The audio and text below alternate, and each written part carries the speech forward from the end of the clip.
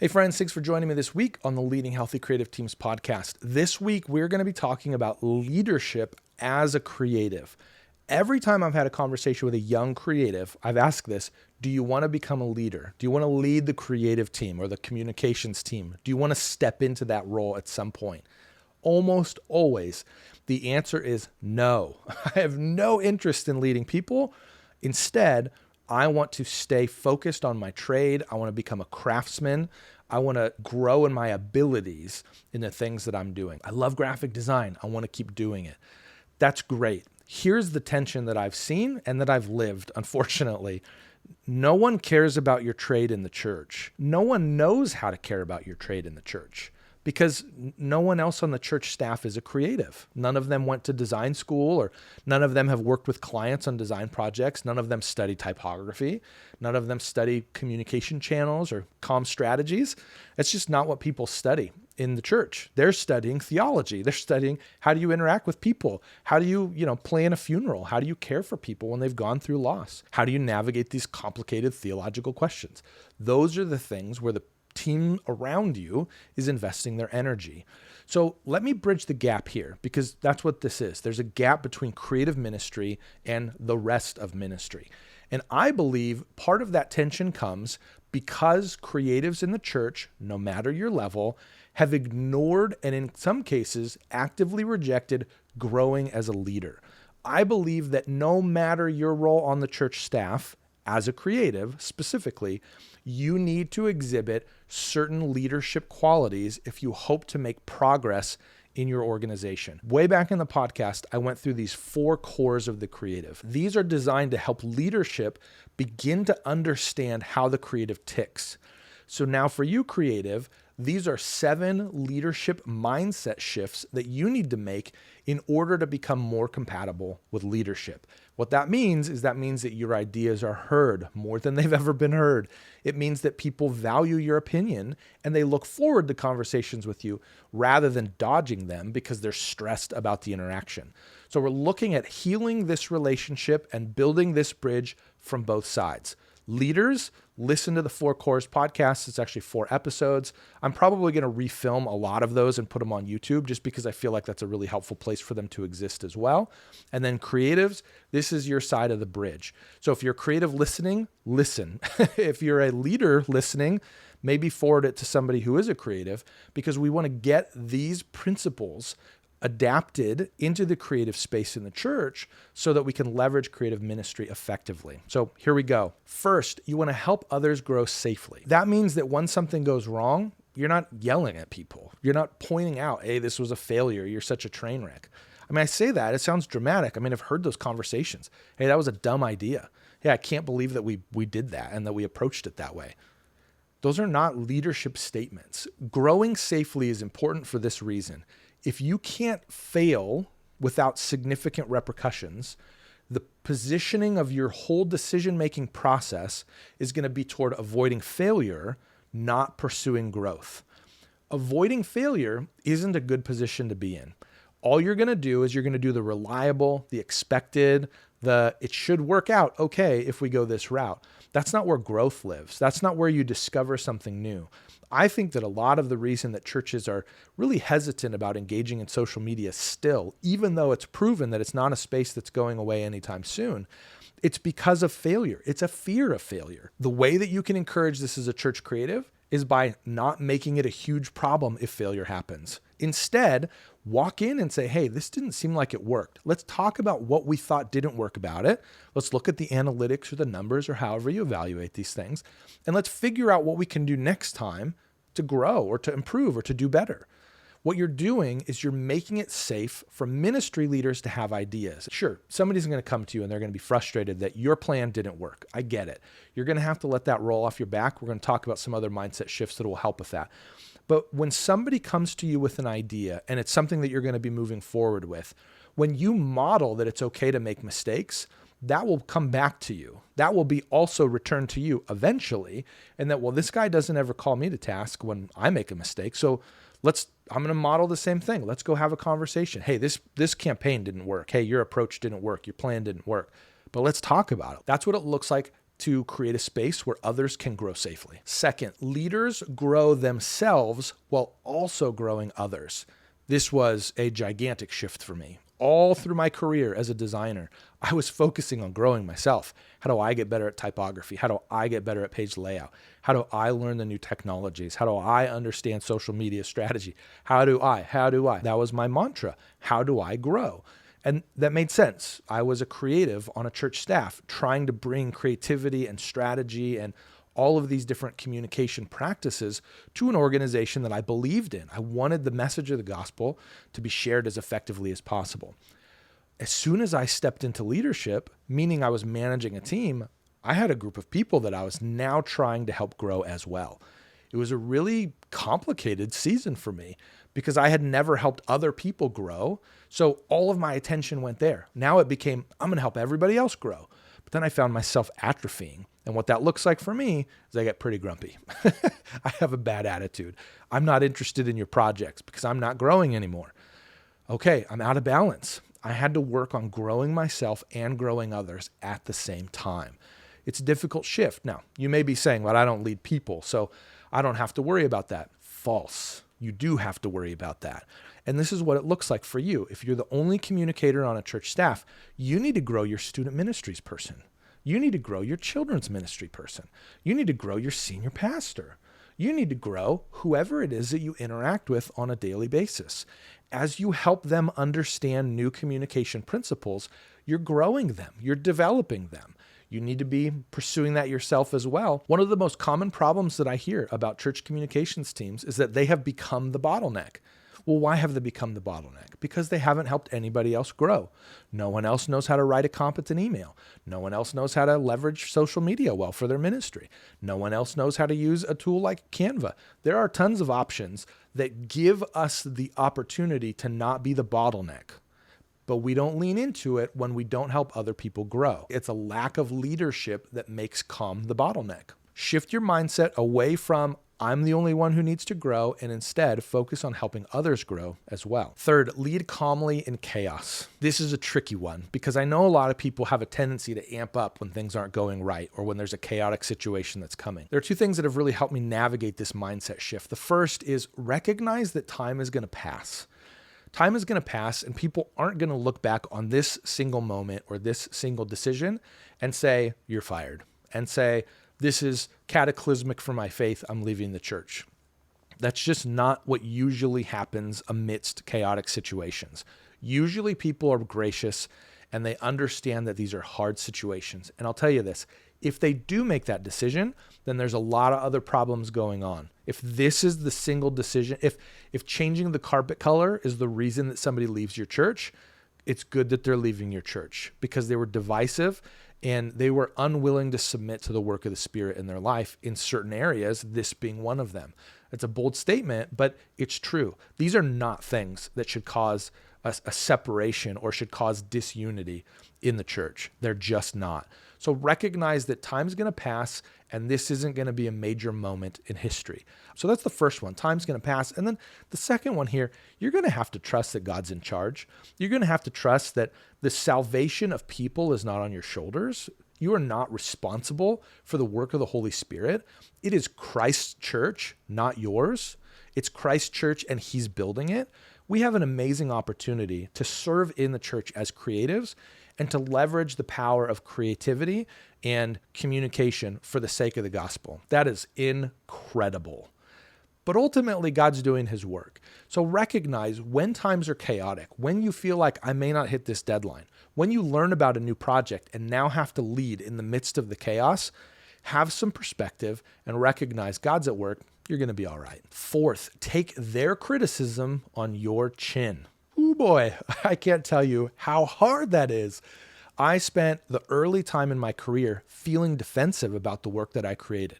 If there was a typo, I would figure out a way to blame somebody. Well, you gave it to me that way. Or you should have caught that in the proof. I remember one interaction that I had where somebody came to me and there was a mistake and I was so rude. And I basically said, well, you should have caught that in the proofing process. What a terrible way to handle that situation. I was not a leader at that point in my career by any stretch. What I learned over the years was there was always an opportunity for me to have helped prevent a problem from happening. Early on, I assumed it was their problem. I assumed it was their fault. I assumed it was their issue. But as I matured and as I grew, I realized, I could have had a better round of proofing that would have caught this. I could have been more overt in my instructions about the proof. Check all of the details to make sure things are looking the way that they need to look. Make sure that you're doing X, Y, and Z to make sure that, everything's covered. But I wasn't going that extra step. I wasn't taking that extra time to invest in guarding the project well. When I shifted my mindset, and instead when somebody came to me with a criticism, even if I knew it was 100% their fault, I would say, you know what? I'm so sorry that this happened. We're going to go back and we're going to look at our process and we're going to see how we can make adjustments to help prevent that happening in the future. Can I just tell you how much tension that released? How much tension that resolved? When I was defensive, all I did was like double the tension, and now we would amp up more, faster, quicker. It was not a good situation when I was defensive. When I started taking other people's mistakes on my chin, I began diffusing situations, and I would go back to my systems and my processes, and I would actually find ways for me to be better. I would find ways for our team to fix the things or to catch the problems that were happening much more effectively than I ever had in the past. When you're defensive, what you're doing is you're saying, my processes are perfect. My processes don't have any opportunity to improve. I mean, you may have good processes, don't get me wrong, but they're not perfect. There is no perfect process or system. And if there is one that achieves perfection, the world's going to change and it's no longer going to be perfect pretty quickly. So always assume that there is a chance that I can do something on my end. Now what you're doing is you're building bridges between departments, you're building bridges between other people, and you are restoring peace within the organization in a way that you aren't when you are defensive. 5, set others up for success. The reality is that you can't get everything done in your communications or in your creative work in the church. It's just not a feasible strategy. So you're going to have to set other people up for success. So what that means is shifting your mindset from being the world's best oboe player to now being a conductor. You are now working with a variety of people who play a variety of instruments. Early in my career, I was focused on being the best designer that I could possibly be. I wanted to be the oboe player that had the solo and did the phenomenal job. The issue, though, is that when you're leading, you can't be the oboe player and also be the conductor. That's just not compatible. So you instead need to shift and say, I'm going to have less oboe solos. That's what that means. But I'm going to look around and I'm going to find the people that are good at what they're doing. It may not be everything, but man, student ministry guy, he's got a lot of really unique ideas. Women's ministry, man, she's got a great aesthetic. Like she really comes to the table with awesome looks for events. What if I have a meeting as the creative and I facilitate this conversation? Students guy, give me some crazy ideas that you think will be a really big hit moving forward, for this next ministry event or opportunity. Okay, women's person, what do you hear? What do you see? Make a mood board for me, something. What is it that I can leverage on the team that's around me? It doesn't matter if they're paid staff. It doesn't matter if they're volunteers. It doesn't matter if they call themselves creative or not. You as the conductor can bring the best out of people. And that's a big mindset shift that leaders have gone through. How do I help other people be successful? 6, talk less, listen more. There's a real challenge in leadership mindset that you have to come to the table with all the answers. I have actually found the opposite to be true. Think about when you're an executor on the team. Let's say you're on the bottom of the totem pole. You want to be heard, right? You want somebody to listen to you, right? When you build in the practice of listening first into the way that you lead people, whether it be hearing what a volunteer recommends, whether it be a staff member that you are managing, whether it be the ministry leader that's on the other side of the table from you talking about a project, when you listen first, you are shifting into a leadership mindset because now you're gathering all of the data and the information that you need from other people around the table and then distilling it down to what you believe to be the best decision. Doesn't that sound a lot like leadership? I know for me, big lesson. I assumed I was supposed to come to the table, tell leadership how it is, and then they do what I say. Yeah, that didn't happen. And that's okay that it didn't happen because that's not what leadership is. Leadership isn't getting dictated to by people in your organization. It's not. It's hearing what the experts that you've hired to be on your team have to say, and then making the best decision that you believe you can with that information. As you listen more, you're modeling that. Everyone share with me what they believe to be the right answer or what they believe to be the best approach. I'm going to combine those things. I'm going to merge those things. I'm going to cut some things, trim some things, make the changes that are necessary to build the right plan to solve this problem. 7, act like there's a backstory, because there probably is. There was a season of time for me where my wife was really dealing with some health challenges, and they were scary, to be honest with you. We didn't know if we'd be able to figure them out. Medicine and treatment didn't really seem to be helpful. I remember one day I was at work, I was struggling, I wasn't having a good day, and my boss came by my cubicle and he said, "Hey, I can tell that your wife's health is really bothering you right now. I want you to go home. I want you to, pick up groceries if that's helpful, make dinner, just hang out, clean the house, whatever it is that's helpful for you when it comes to caring for your wife. I want you to go do that because I can tell that it's really impacting you. You're doing pretty bad work." Now, he didn't say that last part, and I'm thankful that he didn't, but it was probably true. I probably wasn't doing good work because my mind was somewhere else. There was a backstory. I've had tension with ministry leaders that I've served with. Tension where I was so frustrated, where I didn't even want to deal with these people. I didn't want to have a conversation. I knew that that wasn't a good heart posture to have. And I'm going to challenge you, if there are those people on your staff, it's not okay. It needs to change. And this, to me, was the key to making that change. Act like there's a backstory, because there is. When you begin to understand that every person that you're interacting with is a human being, has things going on in their life, and may not have everything going well all the time, it changes the way that you interact with them. I was having a really rough time with a certain person on staff, to the point where I didn't even want to pray for them. And so I began praying that God would work in my heart so that I would want to start praying for them. I heard through the grapevine of a situation that was going on personally. It completely stopped me in my tracks. I am confident that God worked through this. I did not realize how much pain was going on in other people's lives because I was only thinking about my own life. I only know the details of my own life. When I stopped and I paused long enough to acknowledge that there was a backstory in every other person's life, totally changed the way that I dealt with negative encounters specifically. When someone would come to me and they would be frustrated, they would be angry, they would be just not the best to interact with, I was able to hit pause on my emotional response to say, you know what? They're probably going through some things right now. When they left my office, I would then pray for them because I knew that that attitude or that approach was born out of something that was far more than just being a rude person or something else going on. That is a mindset shift that is critical for you as a leader, because what it's going to do is it's going to neutralize all of the angst, all of the toxicity, all of the I want to get back at them types of attitudes that creep in over time. We're not going to have perfect relationships with anybody. There's just no way. You have to build in some of these perspectives so that you can get through them without it damaging yourself. My contention is this: if you don't make this shift from an executor mindset to a leadership mindset, you will not last or thrive in church ministry. I just don't think it's possible for a church creative to last without making these 7 mindset shifts towards leadership. It's not going to happen overnight. Don't assume that it will. But if you're not proactively working towards these mindset shifts, there is going to be a gap of leadership that will not be filled by anyone else on the team. It just won't happen.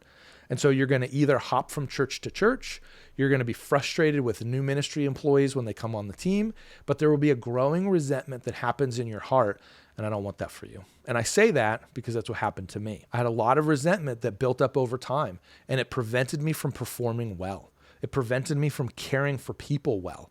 And it wasn't until I was able to address that and really begin making some of these mindset shifts that it all turned around. I want you to thrive as a church communicator, because I believe that what you bring to the table has the potential to increase the effectiveness of the ministry that you serve.